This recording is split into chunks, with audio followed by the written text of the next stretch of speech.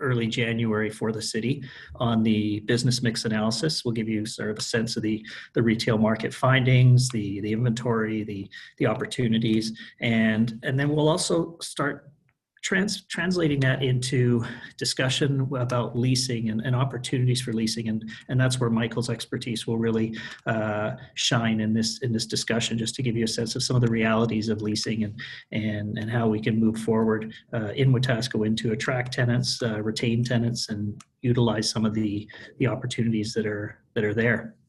And then we'll end off with some Q&A. And as Raylene said, by all means, use the chat function, and we can tabulate some of the chats that way. Or at the end, we'll have a little roundtable and open it up. So with that, my name again is Kieron Hunt, and as Raylene mentioned, in addition to being the president of Key Planning Strategies, which is my own consulting firm, I'm also the planning studio lead here at FBM Architecture in Halifax. But I'm certainly no stranger to the Western provinces and to Alberta. I'm currently actively involved in ICSC with their P3 retail program, which is a program that brings together public and private sector, particularly with an emphasis on smaller communities. And also the Whistler Conference Chair. Whistler is a deal-making event that ICSC hosts annually, and at which Wetaskiwin has been a participant in for many years in the past.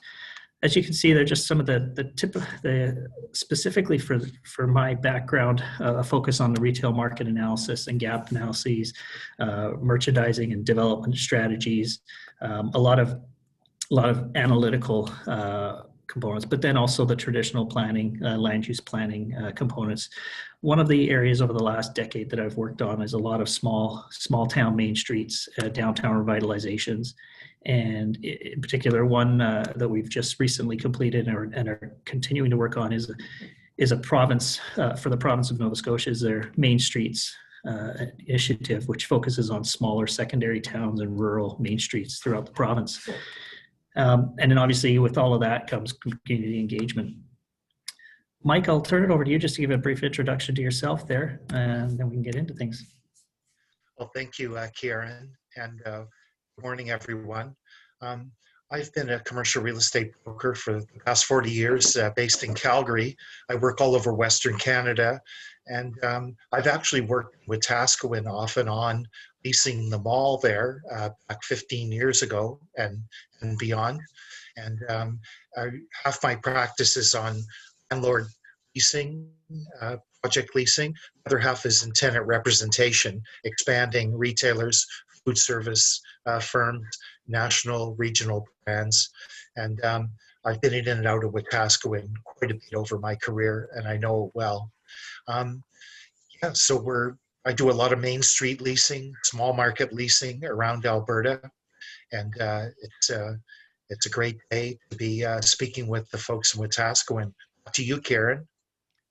Thanks, Mike. And I should say that Mike and I have had a long-standing friendship and business relationship over the years. And Mike is often a sounding board for a lot of my studies. And when we come up with numbers, Mike will tell me if I'm dreaming or if we're on the right track here. So I really appreciate Mike's opinion. I know that you'll all find his views.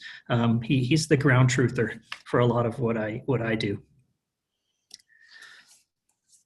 So, starting off today, I thought we'd just share this survey that just came out just under a month ago from ICSC, and drawing your attention to the box on the bottom half of that screen there, because this was a U.S. survey, so sometimes the general sentiment can vary. But when it comes to what consumers are doing and how they're spending, how their spending habits have changed, you can see some of the statistics there.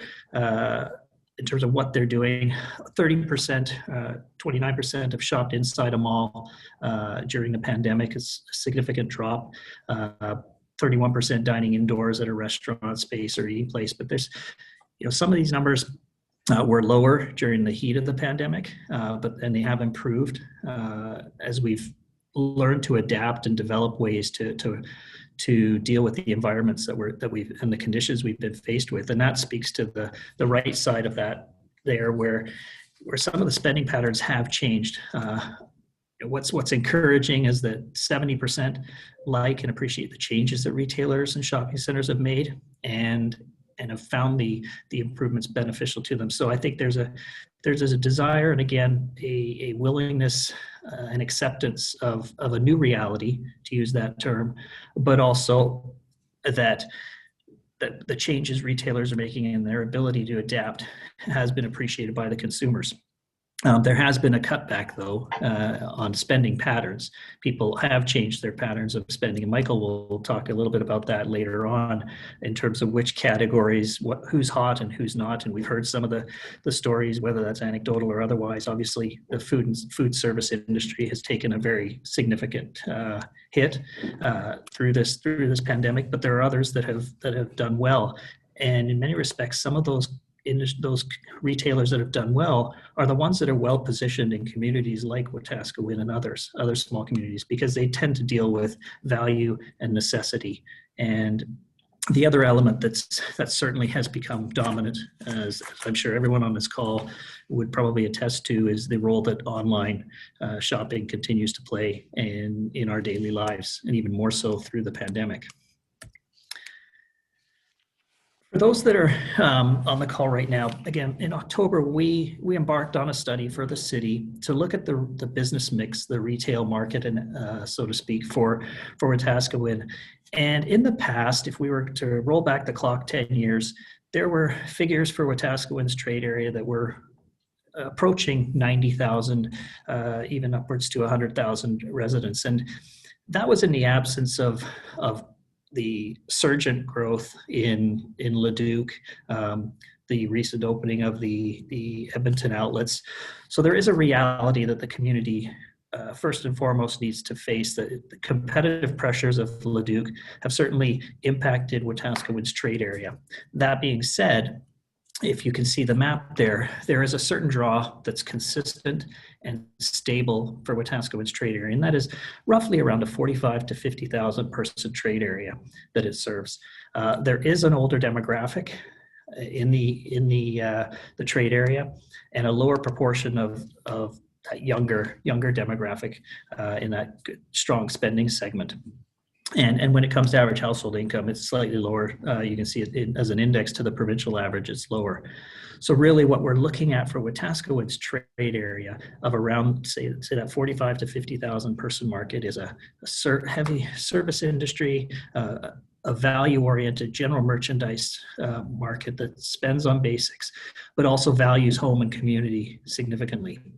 And there is also as opposed to other markets that we've worked in throughout Alberta, there certainly is a strong component related to the Indigenous population, and Wetaskiwin being an important service center and hub for the Indigenous populations to the south. When we look at a trade area like that, obviously we want to know what the spending patterns are, and data we get from Statistics Canada that we subscribe to is published annually through a provider and aggregated into a range of household spending categories. You can see the categories that we pull out that are most pertinent to a retail study. Suggests that the retail market of that 45,000 people is around a $613 million retail market, including healthcare and medical services spending, which if we took that out, still around $600 million retail specific market. That includes just the categories you see there on your screen. And that's indexed at about 78% to the provincial average, which you would expect because spending has a direct correlation to income. And as we mentioned earlier, the income is at about, I think it was 69% to the Alberta average. So again, there's a consistency there, but again, a strong market potential. And the key is what is that? How does that sales translate to the retail mix and what the opportunities are, where the gaps currently lie. And to get to that stage of things, what we needed to do is we needed to understand, as we say with a lot of classes, what do you have today? A lot of information is somewhat anecdotal, so we try to during our process, quantify and the size of your your retail or your business mix inventory, and do so by specific category by category basis. And that revealed to us that the total commercial floor space in Wetaskiwin on a citywide basis is about 1.3 million square feet. And that also includes a lot of medical and professional services that occupy street front spaces. If we take out some of those professional services or medical spaces and we only really want to look just at the straight retail, that figure comes in at around 800,000 square feet of shops, services, food and beverage. So of that occupied space, meaning we'll take the vacant spaces out of the equation, general merchandise, again, is a big chunk of that spending. We know of Walmart, but other retailers in the community obviously fill that void. There's a lot of specialty retail stores that cross over between specialty and general merchandise, which might be some of the thrift stores in the community.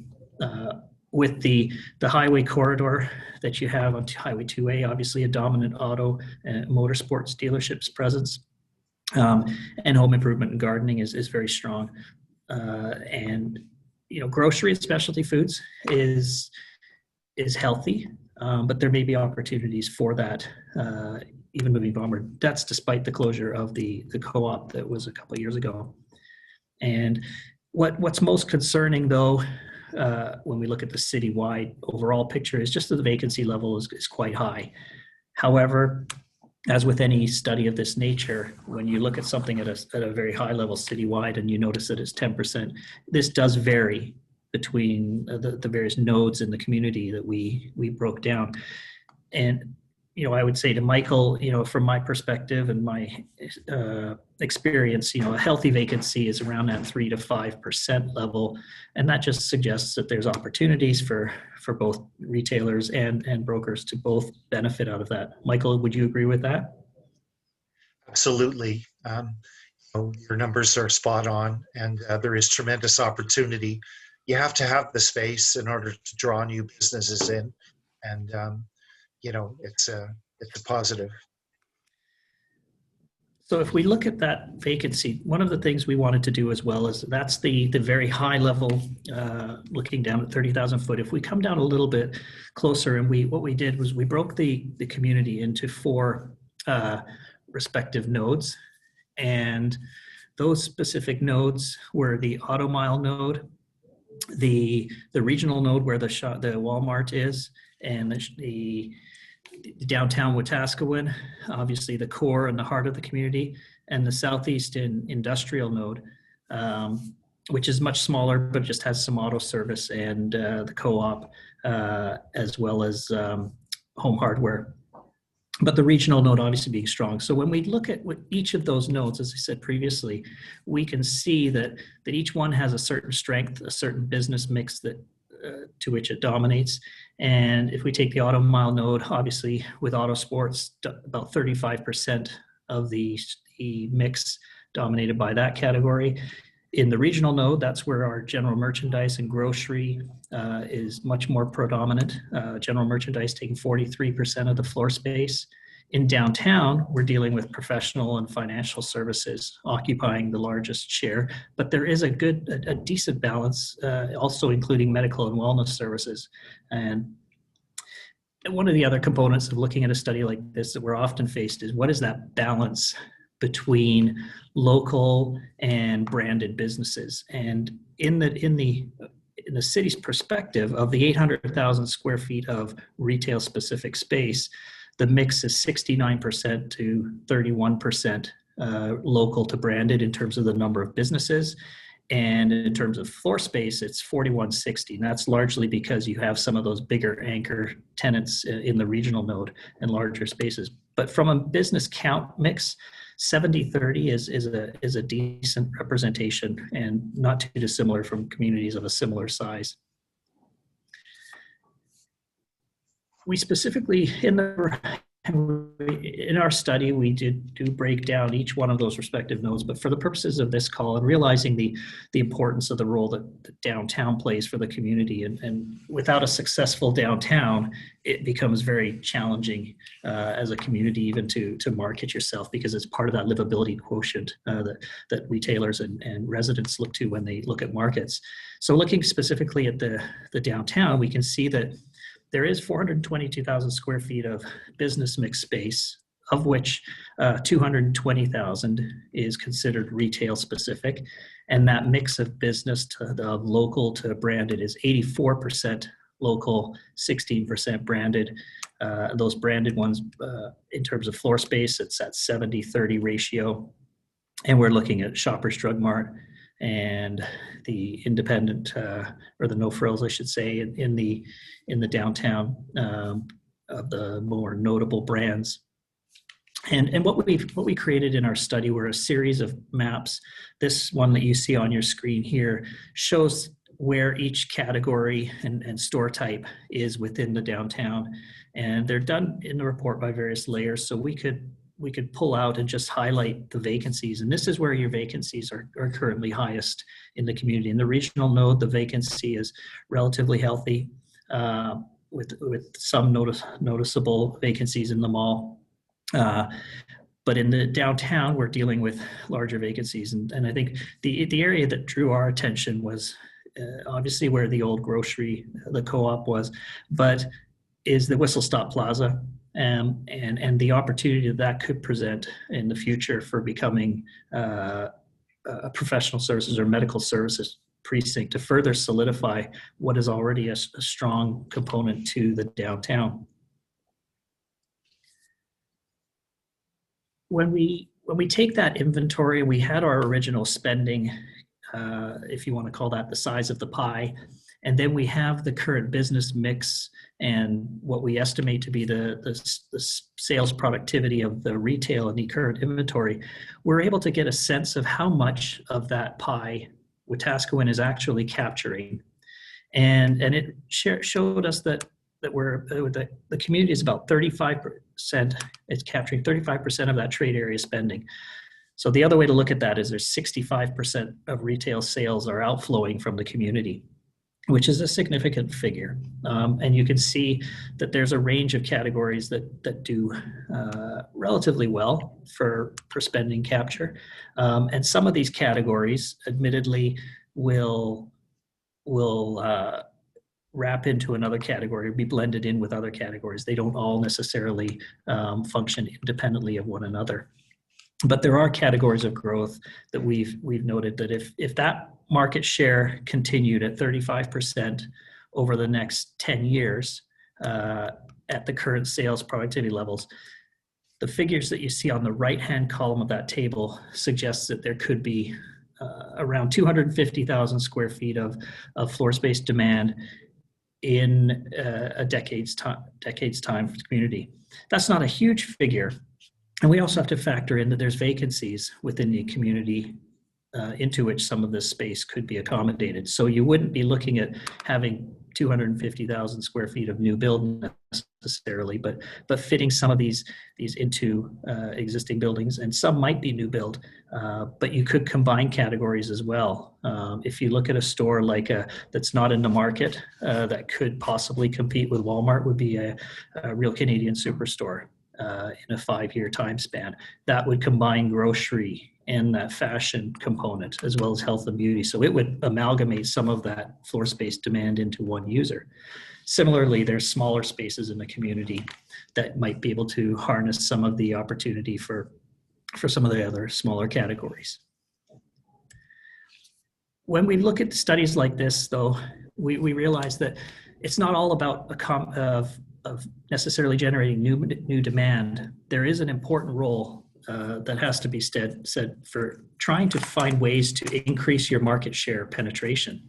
So if we looked at a different analysis where we said the businesses increased the market capture from 35 to 40% over the next decade, a 5% increase in market share can have a strong impact on not just demand, and I would say that you wouldn't have to necessarily fulfill that demand for the sake of fulfilling it. It would mean that retailers within the community could perform better and stronger. And in a small community like Wetaskiwin, sometimes a healthier market suggests that retailers that can perform better, generate more revenue, is just as powerful and effective as going and getting a new tenant. So this is the idea of the business retention as much as it is attraction. So we can see that increasing the market share to 40%, yes, it could increase the floor space demand, but not all of that needs to be fulfilled again in new space. It can be at the benefit of retailers who take a desire to increase their market penetration more. From our analysis, what we found were some specific key findings that we thought that in the short term, we undertook a bit of an action plan program that looked at the near term. If you wanted to say what things could you act now on, what things could you plan for the short-term future, and which things need a bit more preparation for a longer-term view. But there are some retailers that could be targeted in the short term. We've identified a few there.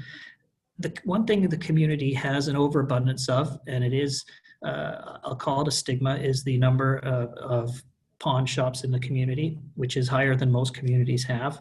And you may be wondering why Value Village is highlighted. I think the Value Village component is more of a trend towards the thrift and vintage wear, but also an ethical component to that retailer as opposed to a typical pawn shop type of store. Ace Hardware, which is now a division of PV Mart, they like small downtowns. So there is an opportunity to perhaps look at bringing in an Ace Hardware in one of the spaces in the downtowns. They tend to like these small downtown locations.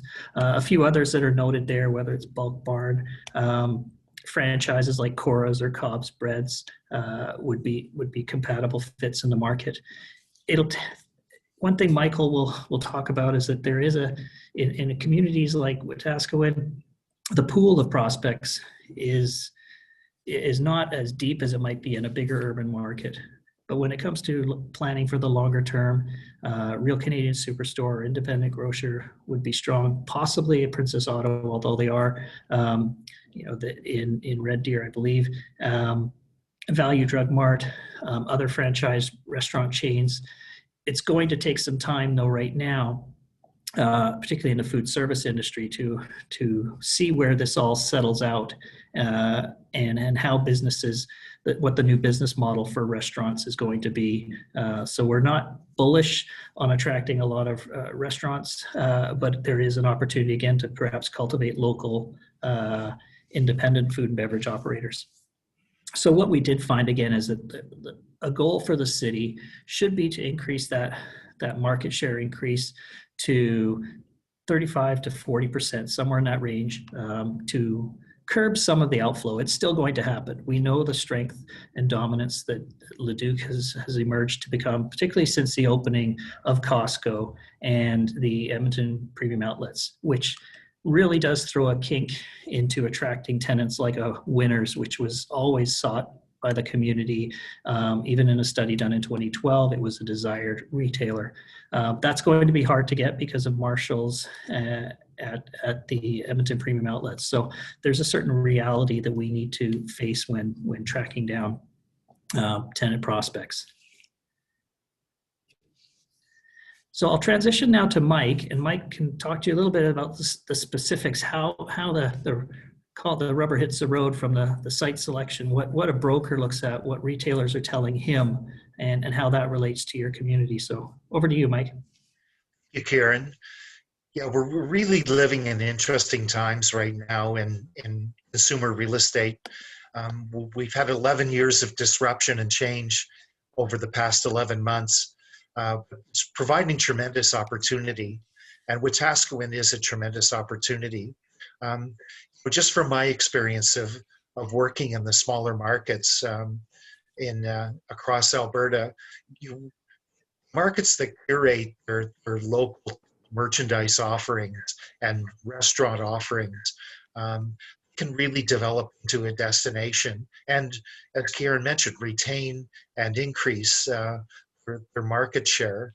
Um, I think one of the strategies that I've seen and that I've actually taken part in is to target similar sized markets in Alberta to recruit expansion-minded retailers and food service chains.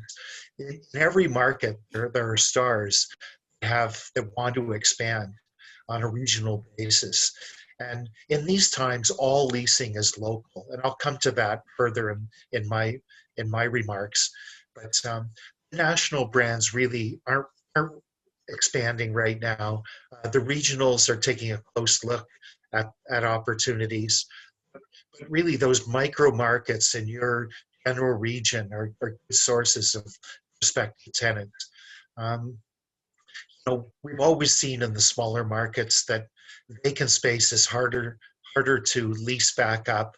Transaction cycles are longer, where it might take 7 to 8 months in the city to recycle a commercial space. Often it can be 8 to 12, maybe 14 months for a commercial space to cycle back being fully leased. It's just a smaller gene pool of prospective tenants available.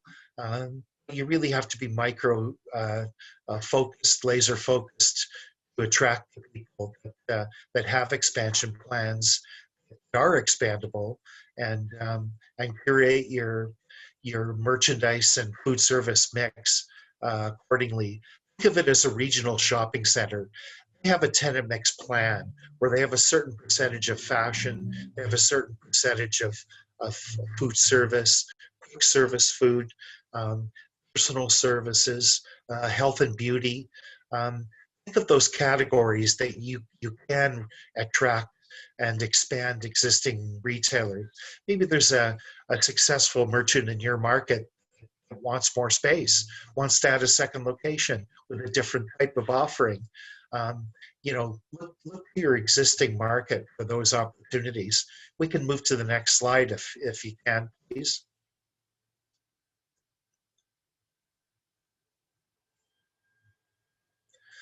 So what we're seeing is as part of the disruption, a real change in consumer real estate.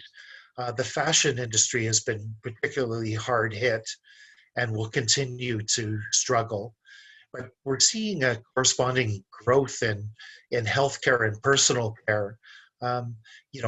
Anything to do with health and wellness, pharmacies, clinics, they're tremendous absorbers of space. I think Alberta Health Services is going to have an appetite for space in the near future. Currently, they are. We're seeing in British Columbia, the equivalent of AHS there are actually creating freestanding clinics. They're bringing in groups of doctors and opening medical space, taking large footprints, sometimes in the 15 to 20,000 square foot range. So it's very interesting there. One category that's a star right now in retail is pet care. People, the lockdown, are focused on their pets. Anything to do with food, pet retail, grooming, pet services. It's extremely hot right now. And the tremendous polarization in retail right now. The luxury end of the spectrum is doing very, very well.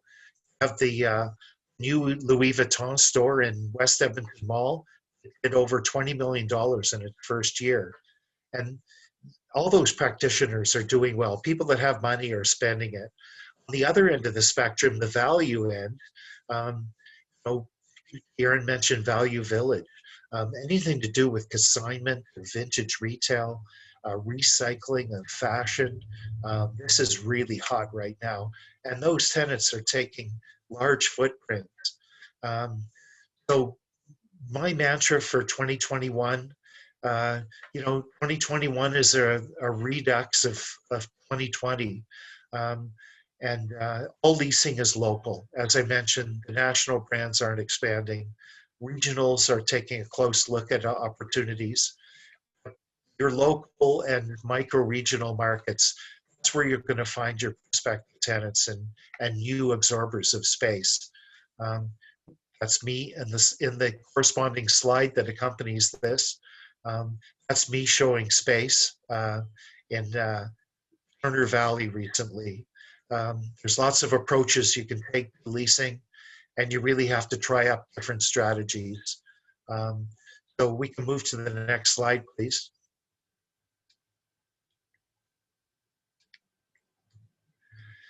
You know, as I mentioned, lots of change in the industry. Building owners really have to be fast on their feet these days. They have to be creative, innovative, adaptive. We're seeing a lot of pop-up retail and food service where a retailer will come in and test drive a new concept.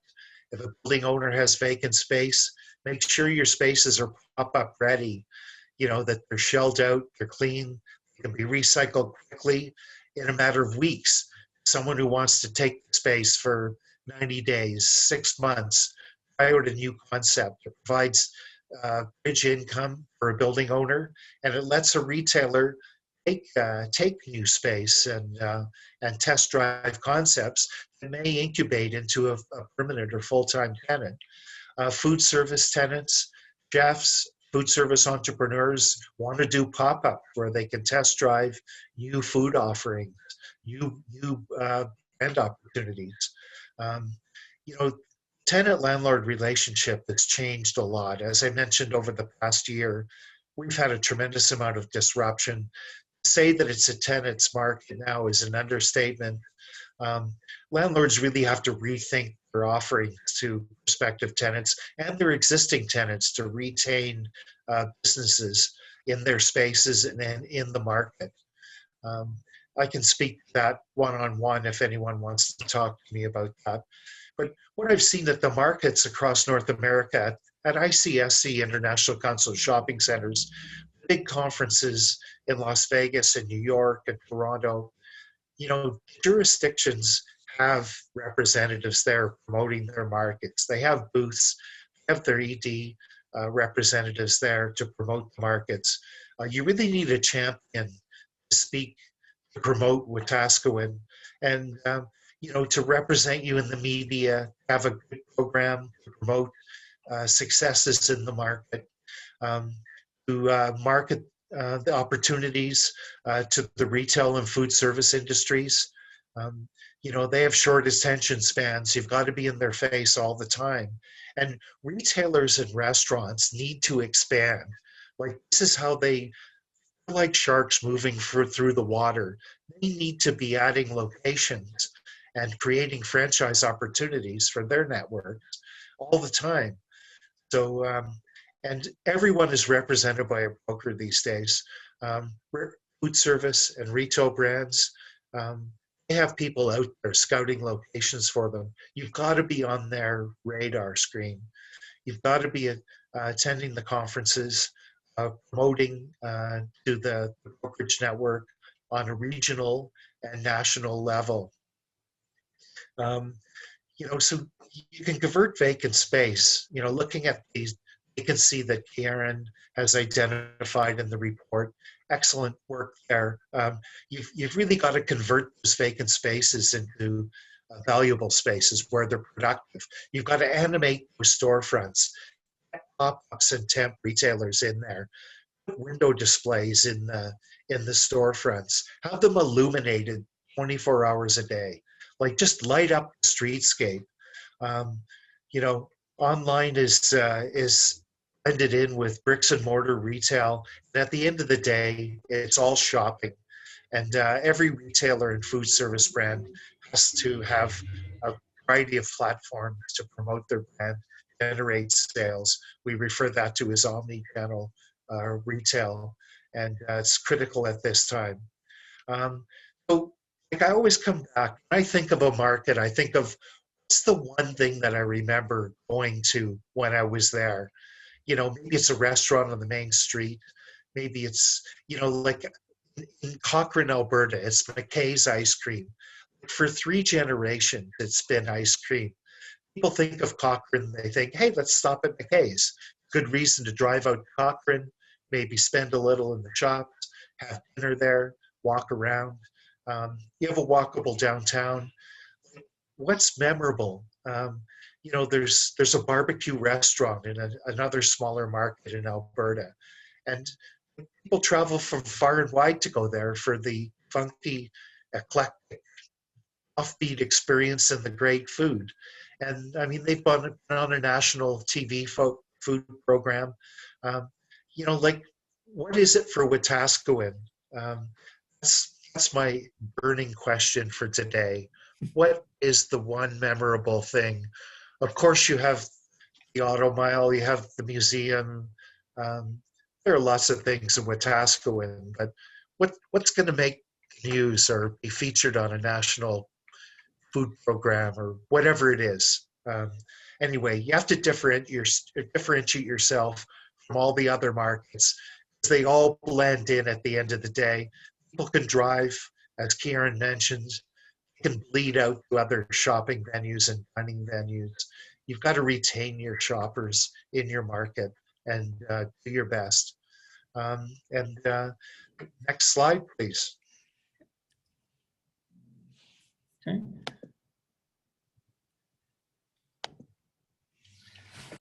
So I think Michael, back to you. Yeah, no, I think Michael's comment in previously there made me think of even a community like Spruce Grove with Wilhauk beef jerky. People drive from a great distance to get the beef jerky at Wilhauk. If you look at somewhere like Airdrie and the little store upstairs, it defies necessarily the locational attributes. It's located above a pharmacy, but it is an attraction that people would drive a far way to go to. So again, it's how that business is marketed and appeals to a broader. And those two examples there are local independents. The big brands can usually have a bigger network of marketing, but the local ones, sometimes it's through those omni-channel resources that some of the retailers have done extremely well this year. There was a brewery, a microbrewery out in Halifax here, and when the pandemic first hit and the premier became quite famous for saying "Stay the Blazes home," that brewery and that local independent brewery within a week had started to merchandise and brand Stay the Blazes Home Lager, and it became a big compelling hit. So there's that ability to really react quickly that's important here. And Wetaskiwin has invested a lot of money in the downtown and the streetscape improvements, and it's ever more important to not let that try to be the only asset. The businesses are what will drive the streetscape in attracting consumers and businesses and continuing to grow. I see on the call we've got some local property developers and property landlords. Courtney Denham in the downtown has some great space at almost the four corners of the downtown. And we also know that I think Slava's on the call from Avenue Living at the shopping center. We know there are great opportunities in the community, and as we said earlier, it's not about necessarily building a ton of new space. It's finding the right tenants that can fulfill what is most important and most needed for the residents in the community, and that's just local as well. One idea for the pop-up shops idea is rather than, I would say, to harness the asset of the Indigenous population and let them have a crafting shop in the downtown. Let people see the work that they do, the artistry and artisan that they can produce, and let that take a business storefront for a while, and showcase some of those unique things that could truly, as Mike said, be the point of difference for Wetaskiwin. So it's been great to speak to you today, and I know we're certainly open to have any questions that anybody wants to share with us, either through the chat or simply have a conversation. So we'll open it up at that point. And Raylene, I don't know if you had everybody on mute or not, but we're open for any discussion. Yeah, I think everybody should be able to unmute themselves and then ask away, or you can send a question in through chat and I'm happy to read it out too.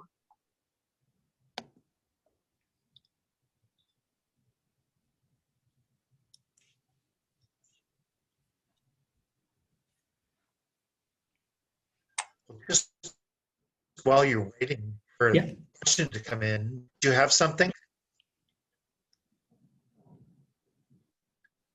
I would challenge Wetaskiwin building owners, landlords, guiding lights at the city level, and the merchants and restaurant owners to really step it up and become unique and do something memorable, like get on the radar screen of the business community in Alberta, and give us something to talk about. Social media is such a big factor right now. I just see other jurisdictions that are standing out and differentiating themselves and giving people a reason to drive off the highway for that 15 to 20 minutes and spend an hour or two in your market, spending money and looking around. Anyway, back to you. I see the question that came in on the chat. Is there a good demand for a Dynalife or Blood Labs that can be provided as a standalone build? I know that's been a discussion in the past with them, and here's something I think is often placed. This is what we often face when we look at markets like this, and someone coming in would say it's not a strong fit for us. The market's not there, but oftentimes they're relying on data that was old and not looking at the current snapshot. And I would say that there is demand for Dynalife or Blood Labs. And they may have said no in the past. I think there is an opportunity there. Whether that's a new build, or I would suggest for something like that, obviously the mall has some opportunities, but the Whistle Stop Plaza is a great opportunity for medical services, and perhaps there's an opportunity to leverage again some existing vacancies. It has ample parking already there, and it could accommodate something like a Dynalife or a Blood Labs concept within that existing build. And Mike already mentioned about the AHS. He feels there's a strong opportunity in terms of what's hot for AHS. So they should be looking at the market. Again, the demographics suggest that and the opportunity is there.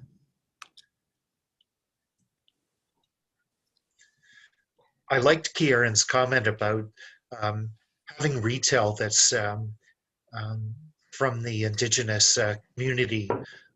You go to Squamish or Whistler and you see it at street level there, where there's opportunities there to bring Indigenous focused retail and culture into the market.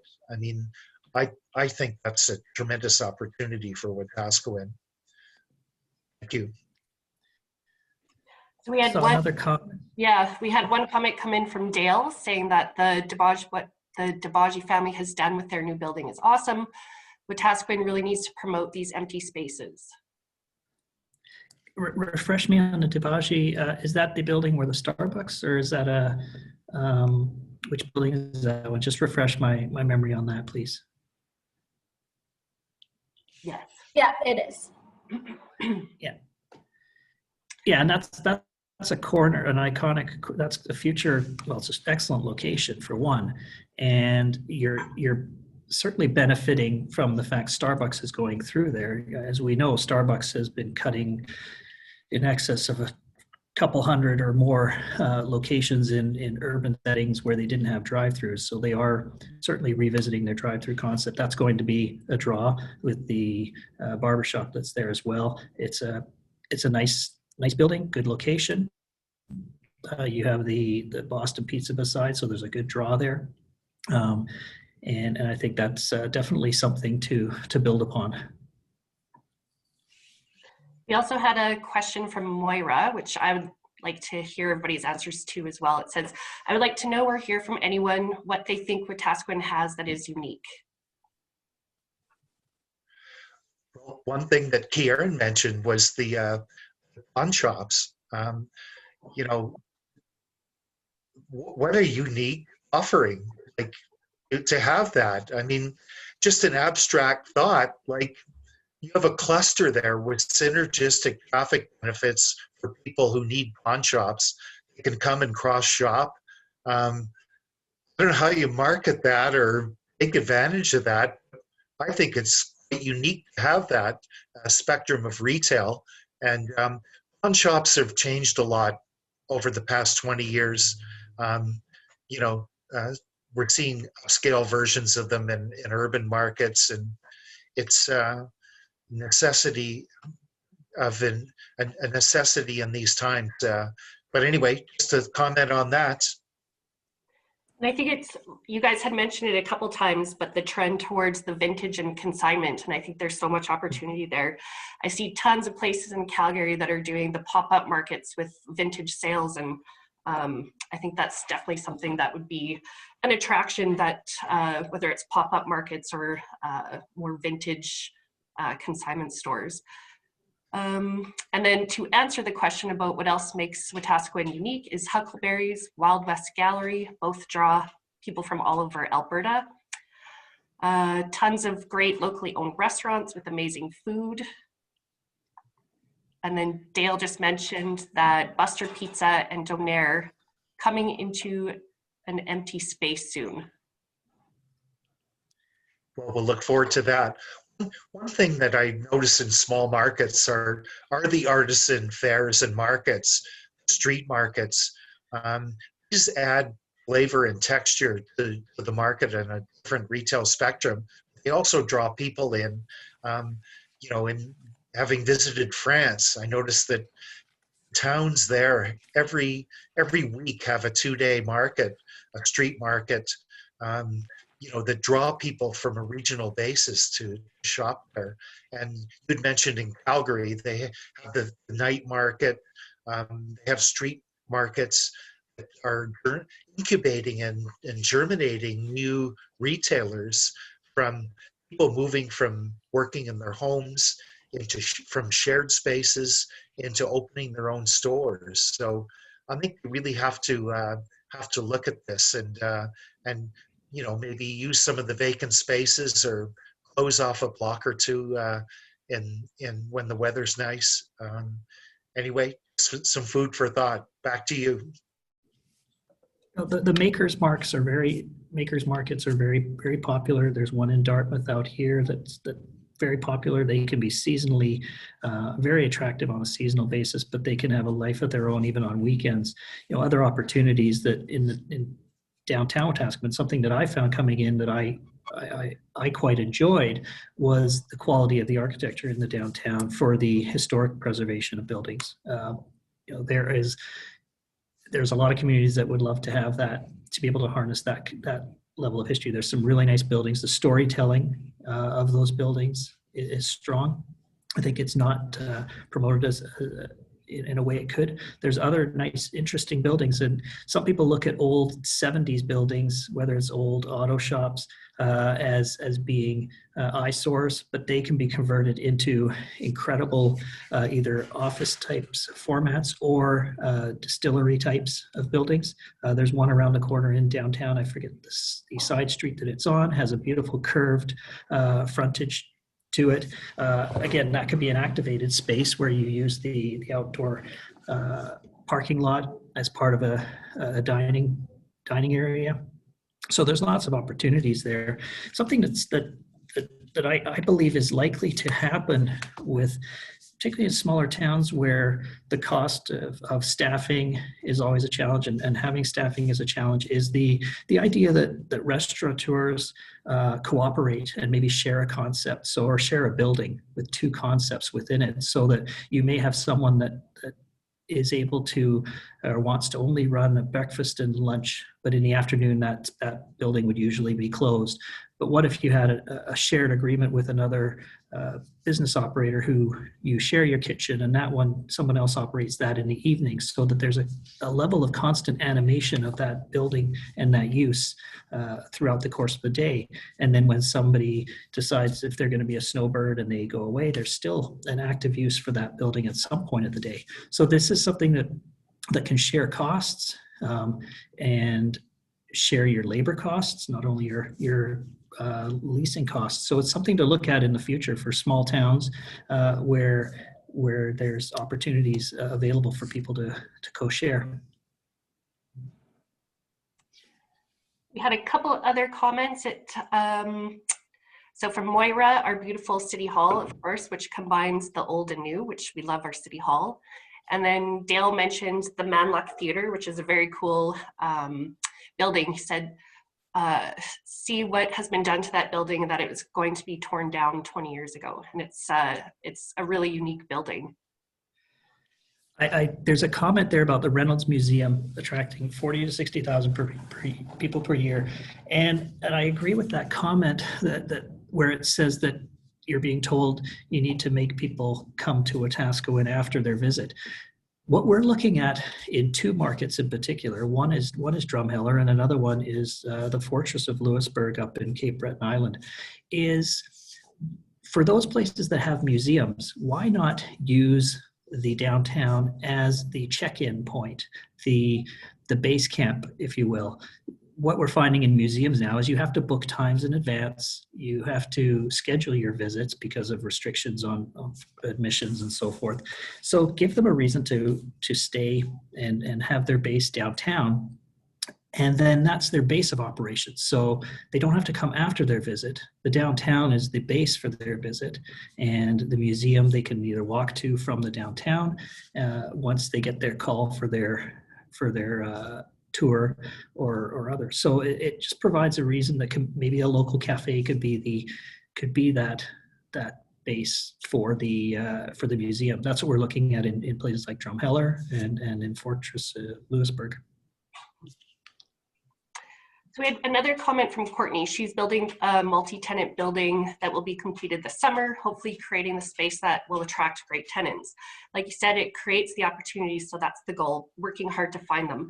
Maybe as a quick kind of way to end the presentation, if you have some suggestions for our realtors on the call about how they can best attract some of those businesses like you had suggested, or even the pop-up markets, how best they can kind of go out and attract those businesses to Wetaskiwin. Mike, do you want to provide the first answer there? Absolutely. I think there has to be a coordinated effort with brokers have to work with other brokers. They have to work on a regional basis, have to be out cold calling. I know that's unique and different in these pandemic times, but everybody's cold calling right now, either in person safely or by telephone or email. And that separates good building owners and landlords and commercial space brokers from the average ones, is the ability to reach out and talk to people. People aren't going to come to you because you have a sign in the window and a website. You've got to be tactically phoning 20 people a day or emailing 20 people a day, have a strong social media presence on several platforms, wired in to the consumer real estate industry network, and you always have to always be selling. It just never stops. But that's back to you. Thank you. Yeah, I would add to that in addition to living and breathing it as Michael does, and he practices what he preaches to the nth degree, is from my perspective, it's to have that current information and meaningful information ready to go. If a retailer is looking at a high level of a market, they're looking at multiple markets, many markets, and they may just simply go and say, okay, what's Wetaskiwin's population? Oh, it's only, it's less than 12,000.